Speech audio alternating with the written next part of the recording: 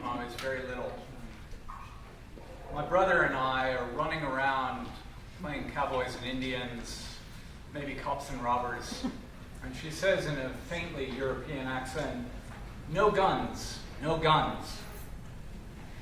At the time, I had very little conception of what it meant that her entire family had been killed by the Nazis. But as I got older, it provoked a lot of questions. How did she cope with that magnitude of loss? How did she want justice? Was there ever any closure? How does a person kill thousands and thousands of people, become a mass murderer? And faced with a similar situation, what would I do?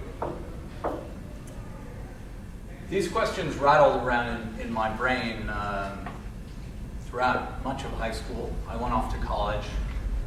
And at the time I was in college, war broke out in the former Yugoslavia.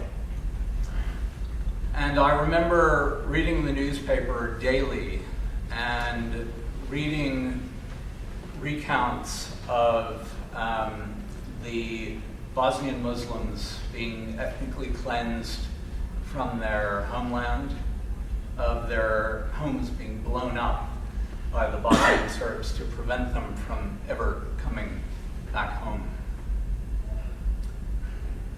The United Nations deployed thousands of peacekeepers to Bosnia to try and prevent that country from unraveling.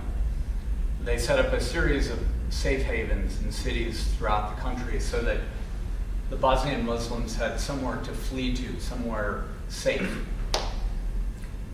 The most infamous of those safe havens was Srebrenica. And when the rump Yugoslav army surrounded the city, the UN peacekeepers capitulated. And over the next several days, 8,000 men and boys were systematically hunted down and murdered and put in mass graves throughout the countryside. By the time I finished college, the war had just ended. Most of my friends moved to California. They joined the dot-coms. They decided they were going to strike it rich by 25 and retire early. They went west. I went east. I volunteered to go to Bosnia. I took a job with an organization called Physicians for Human Rights that was working with the UN to collect evidence of war crimes. My job was to do data entry for a mass grave exhumation team. I pictured myself sitting in front of a computer, logging information, not really sure what, but data entry. I couldn't have been more wrong. So, several weeks later, I am in Tuzla, in Bosnia, one of the safe havens that didn't fall.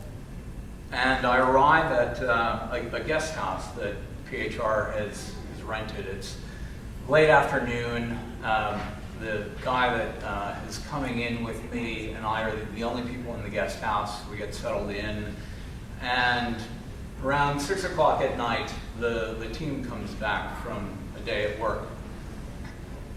And as they walk through the door, the first thing that hits me is the smell. This sickly sweet, rotten, cloying smell that climbs its way up into your nostrils and doesn't let go. And I asked one of the doctors on the team, "Is that what it smells like?" And he looks at me in surprise and kind of smells his sweater and says, "You can smell us? You know, we've showered and put on fresh clothes." day one, we drive out, load ourselves in these white UN minivans and head out to the makeshift morgue that we're operating out of. It's a bombed out clothing factory very close to the border of Republic Srpska, the breakaway Serbian Republic, just down the road from a big US military base. We change out of our clothes, we put on disposable jumpsuits, and the day starts with the container. Now, the container was a white refrigeration container. As they would do the mass grave exhumations, they would take the bodies out of the ground, disentangling them, trying to clean off the mud as best they could. They would put each body, sometimes parts of bodies, inside an individual white body bag, and right on the outside, the grave and the number of the body, CSK 001, CSK 002. And the bodies would go inside this refrigeration container, which would then be locked because the bodies were evidence for the war crimes tribunal that had then been set up in The Hague. The problem is that when you take that many bodies and you stack them on top of one another and you stick a refrigerator out in the sun, the decomposition of the bodies reacts with the copper tubing in the refrigerator, and the refrigeration stops. So what you quickly end up with is not a refrigerator at all, it's an oven. You can imagine what putting 100 bodies inside an oven does to them. So I show up, first day at work, I'm all suited up, and my job is to climb in to this container. So I open the door, and a slurry of decomposing human remains runs out of the container onto the blacktop. And the smell is overwhelming. I mean, to gag, it doesn't do it anywhere near justice. And I climb on top of this pile of bodies with a colleague, and we start literally throwing the body bags out of the container out onto the tarmac. 1, 2, 3, 4. And we take them inside and we put them on metal autopsy tables and unzip the bags. And they're writhing with maggots. My job was to take notes while the doctors, the pathologists, did the autopsies. Male, 20, 25 years of age, gunshot wound to the head, wire binding his hands behind his back, blindfold. Male, 45 to 55 years of age, 2 gunshot wounds to the chest, wire tying his hands behind his back, blindfold around his head. And then I would sit at the computer and I would enter this into the database. I did this for 3 or 4 days, and the Dutch policeman who was attached to the team and was the forensic photographer, professional photographer, would go out to crime scenes and take photos of gun casings and the white chalk on the sidewalk. Got recalled back to The Hague, and there was no replacement scheduled to come. So the head of the team came to me and said, "Look, we're in a fix. Do you know how to operate a camera?" "Yeah, sure, I know how to operate a camera. You point it, you push a button." So my job for the remainder of the 3 months that I was there was the team photographer. And I would take pictures while they were doing the autopsies. The doctor would open up a chest cavity and stick his finger through a gunshot wound in the chest, and I'd take a picture. We we would take all the clothes and we would wash them and we would lay them out on a table. The shirt laid out just so, the pants, the shoes, and I would climb up on a ladder and take it from elevation so that you could see all the clothes. But the hardest was the personal effects. They would empty out the pockets of the clothes before they were washed. Wallets, photos, keys.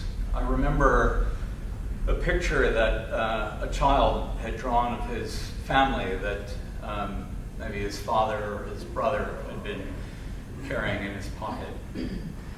And all of these photos, not the bodies, but the clothes and the personal effects would go in a book. The idea was that if you had lost your loved one, you could come and you would flip through this book. And if you recognized a piece of clothing or personal effect, then they would do a DNA test and try and match you to that body, and you would have some closure of what had actually happened to your loved one. I did this, as I said, for 3 months, 4 graves, over 400 bodies. Some of them weren't bodies at all, because as the war ended and the Serbs realized that they were going to lose, and that mostly the Americans were actively looking for mass graves, they would go with a bulldozer, or a backhoe actually, and they would remove in the dead of night as many bodies as they could and try and hide them somewhere else. So one of the graves I worked on was the bodies that they missed. One of the graves I worked on was the bodies that they'd managed to get all jumbled together, random leg bones and arm bones and skulls, and the only way to determine how many bodies you had was to count.